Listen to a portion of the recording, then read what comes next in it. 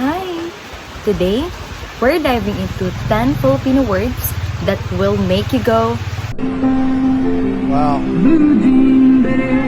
I didn't know that. You're telling me now for the first time. let's get started. So the first one is silakbo. Silakbo means a sudden outburst of emotion. It is usually anger or passion. Example, sa isang silakbo ng damdamin, nasambit niya ang matagal nang kinikimkim na hinanakit. In English, in a sudden outburst of emotion, he blurted out the resentment he had long kept inside. Bighani, the charm or allure that captivates someone.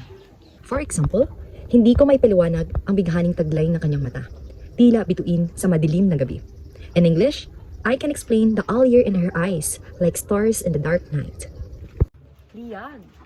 Liyag means beloved or someone who dearly loved. Example, ang aking liyag ay tila tala na laging gumagabay sa aking landas. In English, my beloved is like a star that always guides my path. Pahimakas. Pahimakas means a farewell or a final gesture before parting. For example, ang kanyang mga huling salita ay tila pahimakas ng isang pusong pagod na sa laban. In English, his final words were like a farewell for a heart tired of fighting. Amianan. Amianan means north. Also used poetically to refer to a cool wind coming from north. For example, dumampi ang hangin mula sa amianan, dala ang alaala ng mga panahong kay lamig ngunit kay saya. In English, the wind from the north brushes past, bringing memories of cold yet joyful days. Dalisay. Dalisay means pure, untainted, or sincere. For example, ang kanyang dalisay na intensyon ay nagbibigay liwanag sa aming madilim na sitwasyon. In English, her pure intention brought light to our dark situation. Saysay. Saysay means meaning or significance. For example, ang bawat luha ay may saysay. Hindi ito basta bumabagsak ng walang dahilan. In English, every tear has meaning.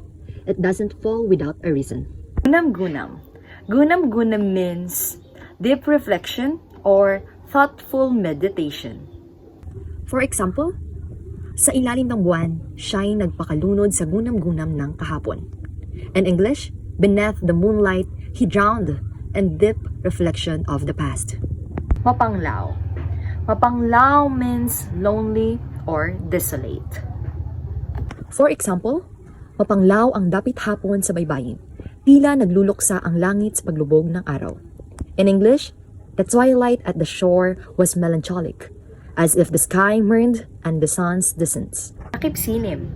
Takip silim means dusk or twilight, the time just after sunset. Example, sa takip silim nagtatagpo ang liwanag at dilim, parang dalawang pusong magkaibang mundo.